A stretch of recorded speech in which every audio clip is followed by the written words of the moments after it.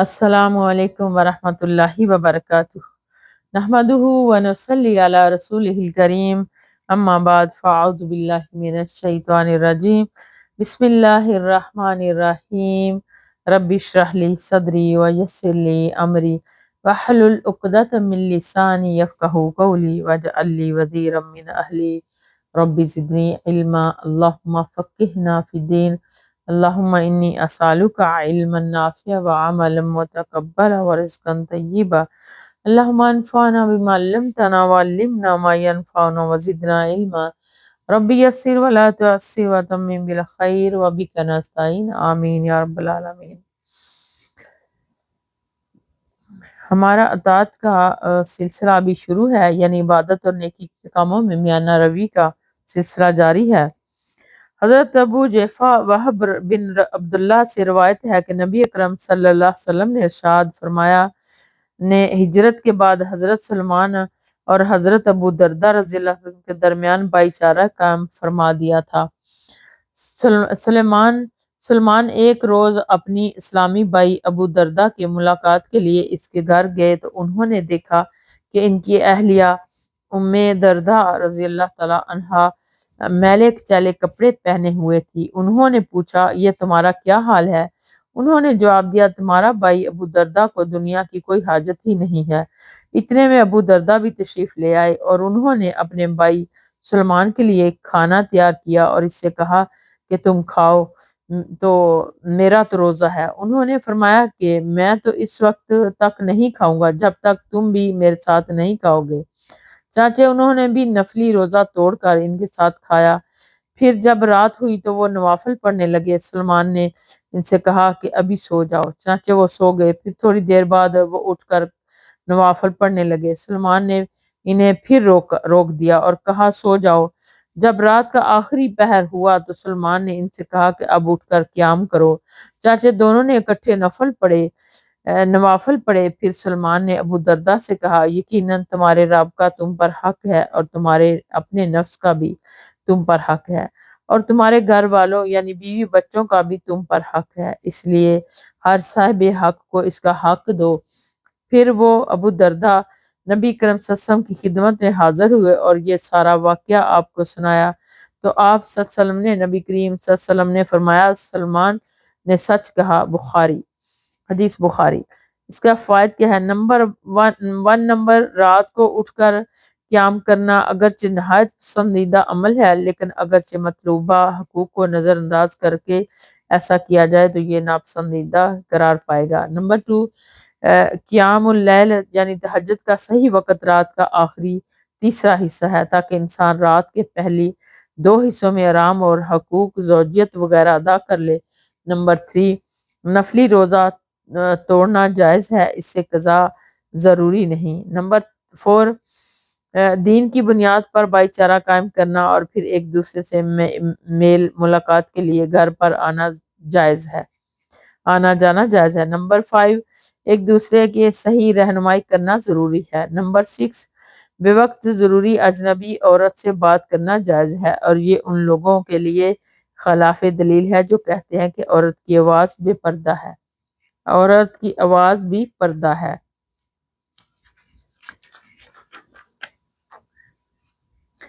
حضرت ابو محمد عبداللہ بن عمر عاص رضی اللہ تعالیٰ عنہ سے روایت ہے کہ نبی اکرم صلی اللہ علیہ وسلم کے پاس میرے بارے میں بتلایا گیا کہ میں کہتا ہوں کہ اللہ کی قسم جب تک میں زندہ رہوں گا دن کو روزہ رکھوں گا اور رات کو قیام کروں گا۔ رسول اکرم صلی اللہ علیہ وسلم نے مجھ سے فرمایا کہ تم نے یہ باتیں کی ہیں۔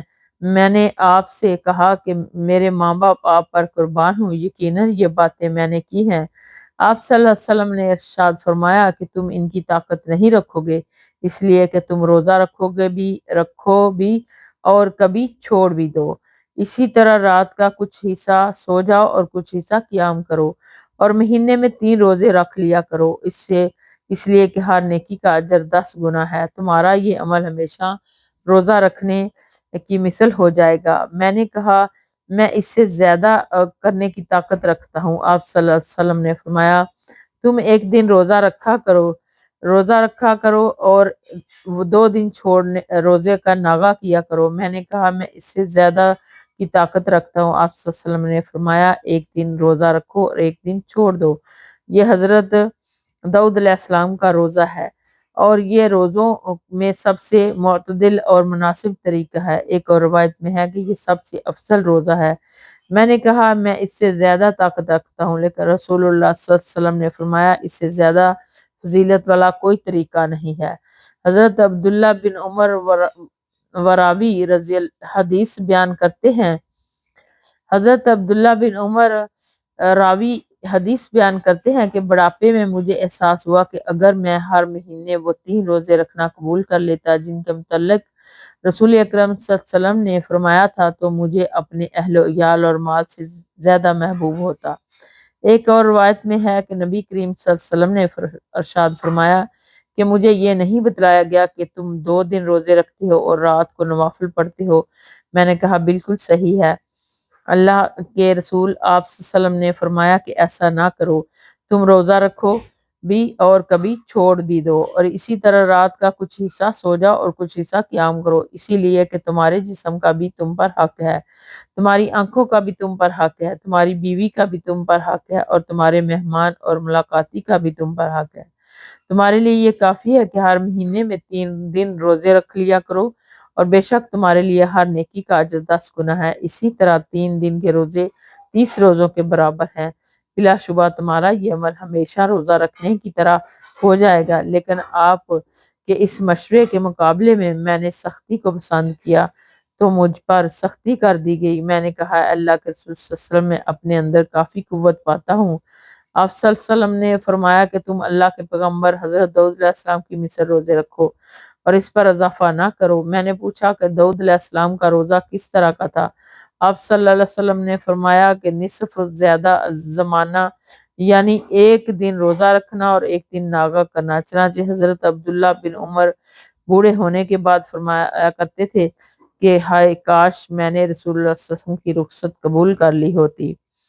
ایک اور روایت میں ہے کہ نبی کریم صلی اللہ علیہ وسلم نے ارشاد فرمایا کہ مجھے یہ نہیں بتلایا گیا کہ تم ہمیشہ روزے رکھتے ہو، مجھے یہ مطلب یہ نہیں بتلایا گیا کہ تم ہمیشہ روزے رکھتے ہو اور رات کو ساری رات قرآن پڑھتے ہو۔ میں نے کہا بالکل صحیح ہے اے اللہ کے رسول صلی اللہ علیہ وسلم، لیکن اس سے میرا مقصد سوائے بلائی کے اور کچھ نہیں۔ آپ صلی اللہ علیہ وسلم نے فرمایا کہ تم اللہ کے پیغمبر حضرت داؤد علیہ السلام والا روزہ رکھو، اور وہ لوگوں میں سب سے زیادہ عبادت گزار تھے، اور ہر مہینے میں ایک قرآن پڑھو۔ میں نے کہا کہ اے اللہ کے رسول کہ اللہ کے نبی میں اس سے زیادہ کی طاقت رکھتا ہوں۔ آپ صلی اللہ علیہ وسلم نے فرمایا ہر 20 دن میں اسے پڑھو۔ میں نے کہا اللہ کے رسول صلی اللہ علیہ وسلم اس سے زیادہ طاقت رکھتا ہوں۔ آپ صلی اللہ علیہ وسلم نے فرمایا کہ تم اس سے 10 دن میں پڑھو۔ میں نے کہا میں اس سے بھی زیادہ طاقت رکھتا ہوں۔ آپ صلی اللہ علیہ وسلم نے فرمایا بس تم اسے 7 دن میں پڑھو، یعنی ختم کرو، اس سے زیادہ مت کرنا۔ چنانچہ میں نے سختی کی تو مجھ پر بھی سختی کر دی گئی، اور مجھ سے نبی کریم صلی اللہ علیہ وسلم نے فرمایا تمہیں نہیں معلوم شاید تمہاری عمر دراز ہو۔ حضرت عبداللہ راوی حدیث نے کہا کہ چنانچہ میں اس حال کو پہنچ گیا جو میرے بارے میں نبی اکرم صلی اللہ علیہ وسلم نے فرمایا تھا کہ جب میں بوڑھا ہو گیا تو میں نے چاہا کہ کاش وہ رخصت قبول کر لیتا جو اللہ کے پیغمبر مجھے دے رہے تھے۔ اور ایک اور روایت میں ہے کہ آپ نے فرمایا اور بلا شبہ تمہاری اولاد کا بھی تم پر حق ہے۔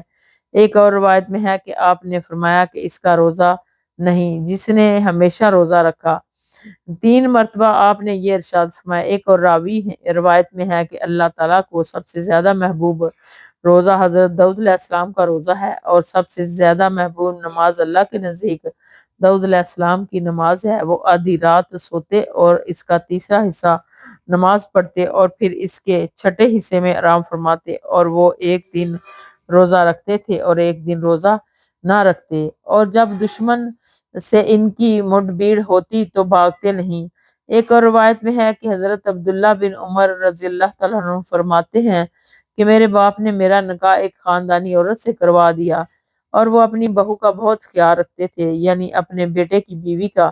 چنانچہ وہ اس کے خامد کے متعلق پوچھتے تو وہ ان سے کہتی کہ آدمیوں میں سے اچھے آدمی ہیں، جب سے ہم ان کے پاس آئے ہیں انہوں نے کبھی ہمارا بستر نہیں روندا، یعنی میرے ساتھ نہیں لیٹے اور ہمارے پردے والی چیز کو بھی نہیں ٹٹولا، یعنی ہم بستری نہیں کی۔ جب اس طرح کی حالت کو لمبا عرصہ ہو گیا تو انہوں نے اس کا ذکر نبی کریم صلی اللہ علیہ وسلم سے کیا، تو آپ صلی اللہ علیہ وسلم نے میرے والد سے میرے بارے میں کہا کہ اس کو مجھ سے ملواؤ۔ چنانچہ اس کے بعد میں آپ سے ملا تو آپ صلی اللہ علیہ وسلم نے پوچھا کہ تم روزہ کیسے رکھتے ہو؟ میں نے کہا کہ روزانہ۔ آپ صلی اللہ علیہ وسلم نے پوچھا کہ تم قرآن کیسے ختم کرتے ہو؟ میں نے کہا ہر رات کو۔ اس کے بعد ان باتوں کا ذکر کیا جو پہلے گزری ہیں، اور عبداللہ بن عمر اپنے بعد گھر والوں کو قرآن مجید کا وہ 7واں حصہ سناتے جو وہ رات کو نوافل میں پڑھتے اور دن کو اس کا دور فرما لیتے، تاکہ وہ رات کو اس کا پڑھنا اس کے لیے آسان ہو جائے، اور جب وہ قوت حاصل کرنا چاہتے تو کچھ دن روزے چھوڑ دیتے اور انہیں گن لیتے اور انہیں اتنے روزے بعد میں رکھ لیتے، کیونکہ وہ اس بات کو ناپسند کرتے تھے کہ وہ کوئی ایسی چیز چھوڑ دیں جس پر انہوں نے نبی کریم صلی اللہ علیہ وسلم سے جدائی اختیار کی۔ یہ تمام روایت جو ذکر کی گئی ہیں صحیح ہے، ان کا بیشتر حصہ بخاری مسلم دونوں میں ہے، اور تھوڑا حصہ ایسا ہے کہ جو ان دونوں میں سے کسی ایک ہی میں ہے۔ اس کا فائد نمبر 1، اس میں جہاں صحابہ کرام رضی اللہ تعالیٰ عنہ کے زہد و ورع اور شوق عبادت کا بیان ہے، وہاں نبی کریم صلی اللہ علیہ وسلم کی ان کی تعلیمات و ہدایت کا تذکرہ بھی ہے، جن میں اعتدال اور میانہ روی اختیار کرنے اور دین اور دنیاوی دونوں کے تقاضے پورے ہیں کرنے کی تلقین ہے۔ نمبر 2، صحابیات رضی اللہ تعالیٰ کی عفت و ان کی شرم و حیا کا بھی یہ ایک نمونہ ہے کہ عبداللہ رضی اللہ تعالیٰ عنہ کی بیوی اپنے خامد کی بے رغبتی نہایت خاموشی سے برداشت کرتی رہیں، اور جب ان کے سسر نے ان سے پوچھا تو نہایت مہذب اور کنائے کے انداز میں اس کا اظہار فرمایا۔ نمبر 3، گھر کے سربراہ والد وغیرہ ان کو تمام چیزوں پر نظر رکھنی چاہیے اور دیکھنا چاہیے کہ اس کے زیر سایہ اولاد ایک دوسرے کے حقوق پورے کرتی ہے یا نہیں۔ تو اس میں حضرت ابو ربی حنظلہ بھی ربی اسدی رضی اللہ تعالیٰ سے روایت ہے کہ نبی کریم صلی اللہ علیہ وسلم کا کاتبوں میں سے ایک کاتب تھے، یہ بیان فرماتے کہ مجھے ابو بکر رضی اللہ تعالیٰ ملے، انہوں نے پوچھا کہ حنظلہ کیسے ہیں؟ میں نے کہا حنظلہ تو منافق ہو گیا ہے۔ ابو بکر نے فرمایا سبحان اللہ، یہ تم کیا کہہ رہے ہو؟ میں نے کہا کہ جب ہم رسول اللہ صلی اللہ علیہ وسلم کے پاس ہوتے تو آپ ہمارے سامنے جنت اور دوزخ کا اس طرح تذکرہ فرماتے گویا کہ ہم آنکھوں سے دیکھ رہے ہیں، لیکن جب ہم رسول اللہ صلی اللہ علیہ وسلم کی مجلس سے نکل آتے ہیں تو بیوی بچوں میں اور دنیا کے کاروبار میں مشغول ہو جاتے ہیں اور بہت سی چیزیں بھول جاتے ہیں۔ ابو بکر نے فرمایا کہ اے اللہ کے رسول صلی اللہ علیہ وسلم، ابو بکر رضی اللہ تعالیٰ نے فرمایا کہ اللہ کی قسم ان جیسی باتوں سے تو ہم بھی دو چار ہوتے ہیں، یعنی اگر یہ نفاق ہے تو ہم بھی اس میں مبتلا ہیں، اور اس اعتبار سے یہ نہایت تشویشناک معاملہ ہے۔ چنانچہ میں نے اور ابو بکر دونوں چلے حتیٰ کہ نبی کریم صلی اللہ علیہ وسلم کی خدمت میں پہنچ گئے۔ میں نے کہا اے اللہ کے رسول صلی اللہ علیہ وسلم، حنظلہ تو منافق ہو گیا ہے۔ رسول اکرم صلی اللہ علیہ وسلم نے فرمایا یہ کیسے؟ میں نے کہا کہ اللہ کے رسول، جب ہم آپ کے پاس ہوتے ہیں تو آپ ہمارے سامنے جنت اور دوزخ کا تذکرہ فرماتے ہیں تو ایسے معلوم ہوتا ہے کہ گویا کہ ہم آنکھوں سے دیکھ رہے ہیں، پھر جب ہم آپ کی مجلس سے نکل جاتے ہیں تو بیوی بچوں اور کاروبار میں مشغول ہو جاتے ہیں اور بہت سی باتیں بھول جاتے ہیں۔ رسول اکرم صلی اللہ علیہ وسلم نے فرمایا قسم ہے اس ذات کی جس کے ہاتھ میں میری جان ہے، اگر تم ہمیشہ اسی حالت و کیفیت میں رہو جس میں تم میرے پاس ہوتے ہو اور ہر وقت اللہ کی یاد میں رہو تو فرشتے تمہارے بستروں اور تمہارے راستوں میں سے تم سے مسافے کریں، لیکن اے حنظلہ وقت وقت کی بات ہے 3 مرتبہ آپ نے یہ ارشاد فرمایا، یعنی ہر لمحے انسان کی ایک ہی کیفیت نہیں رہتی بلکہ حالات کے اعتبار سے کیفیت بدلتی رہتی ہے۔ صحیح مسلم۔ اس کا فائد کیا ہے؟ فائد نمبر 1، اس میں صحابہ کرام رضی اللہ تعالیٰ عنہ کی زہد و ورع اور تقوی کے ذکر کے علاوہ انسانی سرشت کے حوالے سے انسان کی تغیر پذیر حالت و کیفیت کا بیان ہے۔ اس کا تعلق نفاق سے نہیں، دل کی غفلت سے ہے جس کو انسان بدلنے پر تو قادر نہیں۔ تاہم ذکر الہی کی کثرت سے اس کا ازالہ کر سکتا ہے۔ نمبر 2، نیک لوگوں کی زیارت اور وعظ و نصیحت کی مجالس میں شرکت کرنی چاہیے، اس سے انسان کی ایمان کو جلا ملتی ہے۔ بے شک اللہ سے دعا ہے کہ اللہ سبحانہ تعالی ہمیں بھی اس کی توفیق عطا فرمائے تاکہ ہم بھی ایسا کر سکیں اور ہماری اولادوں کو بھی اللہ توفیق دے، آمین۔ وآخر دعوانا ان الحمد للہ رب العالمین۔ سبحانک اللہم وبحمدک نشہد ان لا الہ الا انت نستغفرک ونتوب الیک۔ السلام علیکم ورحمۃ اللہ وبرکاتہ۔